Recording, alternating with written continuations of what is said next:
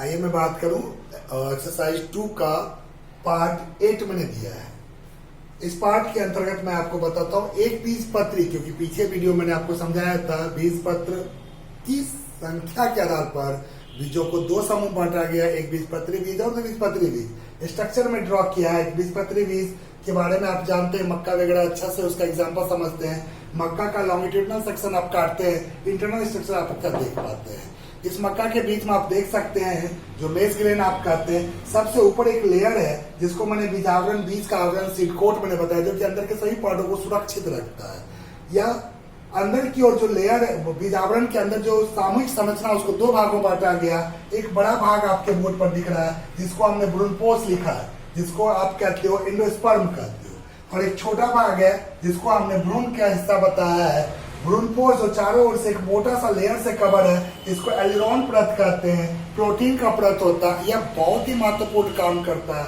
ब्रूनपोस कठोर होता है, यह एलिरॉन परत से एक एंजाइम रिलीज कर जिसको कहते हैं एमाइलेज, और इस एंजाइम की वजह से यह हार्ड ब्रूनपोस डाइजेस्ट हो जाता है और पोषण के लिए इस्तेमाल कर लिया जाता है। आ जाइए मैं नीचे की बात करूं। भ्रूण में सेंटर पर भ्रूणाक्ष मैंने दिखाया है। भ्रूणाक्ष के ऊपर वाले सिरे पर, नुकीला सिरे पर प्रांकुर दिखाया है। प्रांकुर को कवर करने वाला जो पतली पतली परत है उसको प्रांकुर चोर कॉलियोप्टाइल मैंने कहा। भ्रूणाक्ष के नीचे नुकीले हिस्से की ओर मैंने दिखाया मूलांकुर। मूलांकुर एक कवर करता है उसके चारों ओर पतली नुमा संरचना, उसी को कहते हैं मूलांकुर चोर कॉलियोराइस। खास करके भ्रूणाक्ष के पार्श्व में ढाल नुमा ये संरचना है, इसी को कहते हैं बीजपत्र। जो एक बीजपत्री का बीजपत्र स्कुटेलम कहलाता है। याद रखेंगे स्कुटेलम क्या है, एक बीजपत्री के बीजपत्र को स्कुटेलम कहा जाता है। एक और चीज मैं बताऊं, यहाँ जो सेंटर है, सेंटर से ऊपर प्रांकुर और सेंटर के बीच का जगह, इसको बीजपत्रोपरिक यानी एपिकोटाइल कहा जाता है। एपिकोटाइल रीजन है। उसी तरह से यहाँ पर जो भ्रूणाक्ष और मूलांकुर के बीच का जो रीजन है, स्थित स्थान है, उसको हाइपोकोटाइल कहा जाता है। ये तो मैंने आपको बताया एक बीजपत्री बीज में इंटरनल स्ट्रक्चर। आइए मैं बात करूं द्विबीजपत्री बीज के इंटरनल स्ट्रक्चर। आइए मैं बात करूं द्विबीजपत्री बीज की संरचना को। द्विबीजपत्री बीज आपके घर में बड़ा फेमस है, चना। आपने देखा होगा, उसका छिलका हटा के देखो अंकुरित करके, तो उसके अंदर में दो बीजपत्र नजर आते हैं।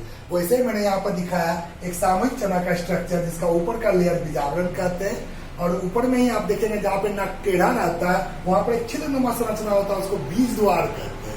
बीज द्वार के ऊपर जस्ट हल्का सा एक गांठ नुमा संरचना होता है, स्पॉट, उसको नाभिका कहते हैं। कच्चा चना होता है, उसको आप अगर पौधे के पास जाते हैं, उसको तोड़ कर निकालते हैं, देखेंगे हल्का सा डंठल से लगा रहता है, उसी को नाभिका कहते हैं। लेकिन जब इसको अंकुरित करके आप बीज का ऊपर का आवरण हटाएंगे तो अंदर इस तरह की समस्या दिखेगी। दोनों ओर मांसल परत यानी बीजावरण, अगर आप देखेंगे बीजावरण का जो लेयर है वह जब निकाल कर सिर्फ बीजावरण को देखेंगे, परत को, तो ऊपर से रुखड़ा और अंदर से सॉफ्ट, उस ऊपर वाले को कहते हैं टेस्टा और अंदर वाले सॉफ्ट को कहते हैं टेगमेंट। दो परत होती है, दो स्तर होती है, किसमें? बीजावरण में।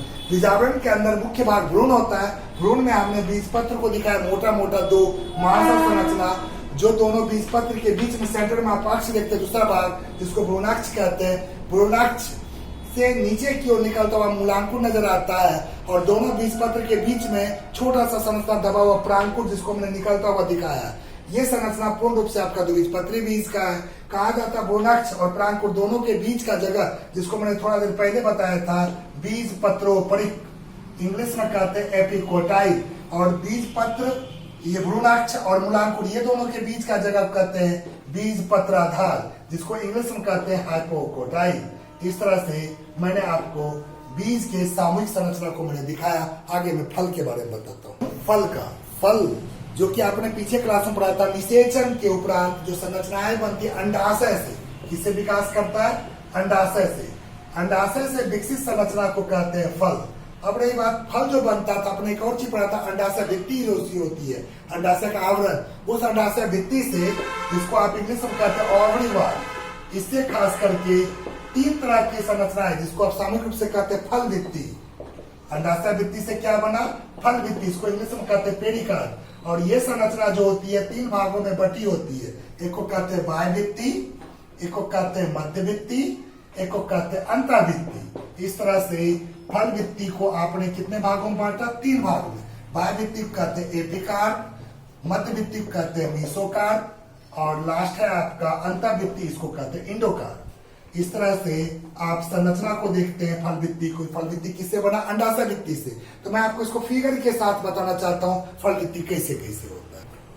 मैं तीनों फल भित्ति के संरचना को मैंने स्ट्रक्चर के साथ बताया है। देखिए एक आम जो कि फेवरेट है, फलों का राजा, और इस आम में आप देखेंगे जब उसका लॉन्गिट्यूडनल सेक्शन काटेंगे तो ऊपर का एक मोटा सा परत जिसको छिलका के रूप में आप फेंक देते हैं उसे कहते हैं एपिकार्ड। लेकिन अंदर का जो मांसल पार्ट होता है उसको कहते हैं मीसोकार्ड। उसके अंदर हार्ड गुठली के रूप में आप जानते हो इसको एंडोकार्ड कहते हैं। इस तरह से फल भित्ति का पूरा संरचना, और एंडोकार्ड को आप तोड़ते हो तो उसके अंदर बीज होती है। इस तरह से फल। मैं आगे बताता हूँ सत्य फल। मैं बात कर रहा था फल में आप जानते हो अलग अलग तरह के भी ग्रुप किसी किताब में, जैसे सत्य फल जिसको इंग्लिश में ट्रू फ्रूट्स कहते हैं, इसी को किसी किताब में आपका लिखा होगा वास्तविक फल। खास करके वैसा फल जो अंडाशय से परिपक्व होकर के निषेचन पश्चात अंडाशय परिपक्व होकर फल के रूप में विकसित होता है, इसे फल को सत्य फल या वास्तविक फल कहते हैं। जैसे आप जानते हो अंगूर है, टमाटर है, मटर है, कई तरह के फल है, आम है, ये सभी सत्य फल के अंतर्गत आता है। लेकिन एक और आप जान लो असत्य फल। जब सत्य है तो असत्य फल भी होगा। असत्य फल कहिए, मिथ्या फल कहिए, या एक फेमस है आभासी, या आप कह सकते हो कूट फल, या कह सकते हो अवास्तविक फल। सबका इंग्लिश एक ही होता है, फॉल्स फ्रूट। आखिर इसका नाम क्यों दिया गया? फल जैसा है लेकिन अंडाशय से विकसित नहीं होता। यानी आप कह सकते हैं निषेचन पश्चात अंडाशय को छोड़कर पुष्प के किसी अन्य भाग से विकसित होने वाले फल को असत्य फल, मिथ्या फल, कूट फल, आभासी फल या अवास्तविक फल या इंग्लिश में फॉल्स फ्रूट कहते हैं। जिसमें फेमस है सेब, बहुत बड़ा फेमस सेब है, नाशपाती है, अंजूर, ये काजू है, अंजीर है, कई तरह के ऐसे फल को हम कह सकते हैं सत्य फल। एक और चीज मैं इसी के साथ बता दूं, ये सब तो निषेचन पश्चात है, लेकिन एक घटना मैं बता दूं, एक क्रिया जिसको आपके बोर्ड पर लिखा हुआ है पार्थेनोजेनेसिस। खास करके निषेचन नहीं, तब होता अनिषेचन। खास करके निषेचन के बिना अंडाशय परिपक्व होकर के फल का निर्माण करता थी क्रिया अनिषेक फलन, और इससे जो फल प्राप्त होती है उसको अनिषेचित फल या बीज रहित फल, जिसको आप सीडलेस फ्रूट कहते हैं। खास करके इसमें बेहतरीन एग्जाम्पल है केला, अंगूर, ऐसे ऐसे फलों को आप इसके अंतर्गत रख सकते हैं। आइए मैं आगे और बताना चाहता हूँ। आइए एक नया टॉपिक का मैं चर्चा करूं, असंगजनन, जिसको इंग्लिश में कहते हैं एपोमिक्सिस। नाम से पता चल रहा असंग यानी कि संयुग्मन, मिलन, फ्यूजन नहीं होगा। तो किसमें नहीं होगा? तो यानी कि युग्मकों में, अर्थात आप कह सकते हैं अलैंगिक प्रजनन के अंतर्गत या अलैंगिक विधि द्वारा बिना युग्मकों के संलयन से नई संतति की उत्पत्ति होने की प्रक्रिया को असंगजनन कहते हैं। इस क्रिया के फलस्वरूप उत्पन्न जो संतति होते हैं अपने जनक से क्लोन प्रदर्शित करते हैं। पीछे क्लास में आपने फर्स्ट चैप्टर में इस वर्ड को पढ़ा था क्लोन, जो खास करके आनुवांशिक रूप से अपने जनक से समानता प्रदर्शित करता है। क्लोन काफी संख्या में जो संतति उत्पन्न होते हैं सामूहिक से क्लोन कहते हैं। एक संतान को रेमेट्स कहा जाता है, यानी रेमेट्स के समूह को क्लोन कहते हैं। इस तरह असंगजनन को भी देखा था अलग अलग विधि द्वारा, वो मैं बताता हूँ, खास करके असंगजनन की विधि। आइए मैं बात कर रहा था असंगजनन, जिसको आपने कहा था एपोमिक्सिस। खास करके यह अलग अलग विधि द्वारा 1, 2, 3 विधि द्वारा होता है।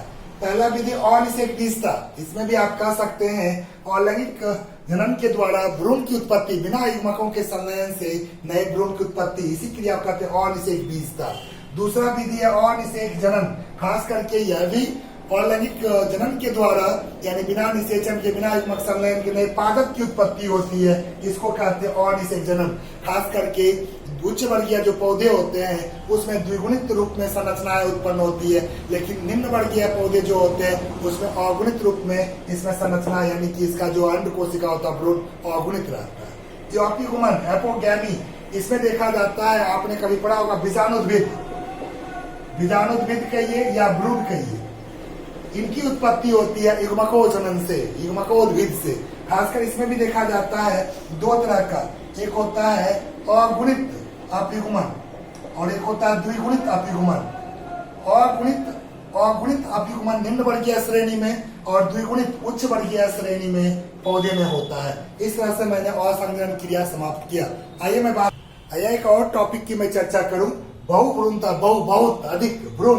भ्रूण कहाँ होता है? बीज के अंदर। यानी आप कह सकते हैं बीज निर्माण के दौरान अधिक भ्रूण बनने की क्रिया को क्या कहते हैं? बहुभ्रूणता। दो या दो से अधिक भ्रूण बनने की क्रिया को बहुभ्रूणता। सबसे पहले इसका स्टडी नींबू यानी साइट्रस ग्रुप के रूट में सबसे पहले स्टडी किया था एक साइंटिस्ट जिसका नाम था लीवेनहॉक, जिन्होंने 1971 में सबसे पहले इसका स्टडी किया था बहुभ्रूणता का। कहा था बहुभ्रूणता भी अलग अलग तरीके से होता है, 3 तरीके स्टेप। नंबर 1 सरल बहुभ्रूणता, नंबर 2 विदलन, नंबर 3 अपस्थानिक। सरल को आप कहते हैं सिंपल पॉलीम्ब्रोइनी। खासकर कहते हैं ऐसा बहुभ्रूणता जिसमें देखा जाता है केवल एक अंड कोशिका से नए भ्रूण का विकास होता है, वैसे बहुभ्रूणता को सरल बहुभ्रूणता कहते हैं। इसमें आप सरसों, कैजुरीना ऐसे से पौधे का एग्जाम्पल देखेंगे। दूसरा विदलन, जिसको क्लीवेज कहा जाता है।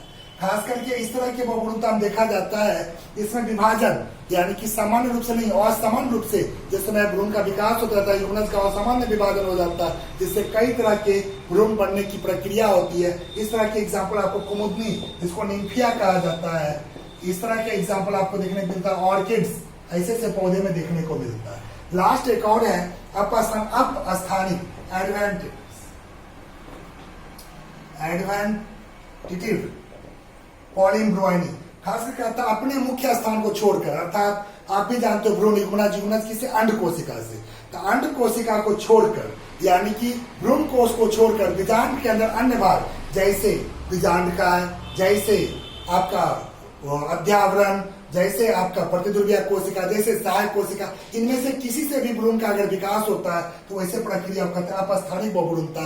यह देखने को मिलता है साइट्रस ग्रुप के प्लांट, नींबू, संतरा, आम, नांगी, नागफनी, प्याज, मूंगफली इत्यादि, ये सभी पौधे में आपको अपस्थानिक बहुभ्रूणता का परिचय होता है। एक और चीज मैं बताऊं, खत्म कर दूं, एक और चीज मैं बताऊं, एक नोट करके जो अक्सर करके एग्जाम में पूछ देता है उभय मिश्रण, जिसको इंग्लिश में कहते हैं एम्फीमिक्सिस।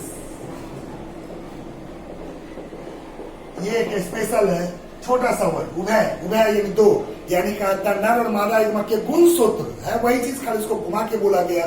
नर और मादा युग्मक के गुणसूत्रों के सम्मिश्रण, संयुग्मन को उभय मिश्रण कहा जाता है। इस प्रकार मैंने आपका सेकेंड चैप्टर समाप्त किया। अब आगे वीडियो में थर्ड चैप्टर में आपको बताऊंगा अलग अलग।